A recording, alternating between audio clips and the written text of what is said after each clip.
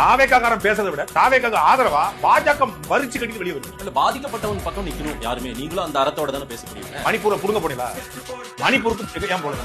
பாதிக்கப்பட்ட பக்கம் நிக்கணும்னா மணிப்பூர்ல ஒரு 2 பெண்களை 100 பேர் பாலியல் வன்கொடுமை புடுங்க போனீங்களா? பாஜகக்காரங்க புடுங்க போனீங்களான்னு கேட்க ஏதாவது கெட்ட வார்த்தை மட்டும் தெரியும்.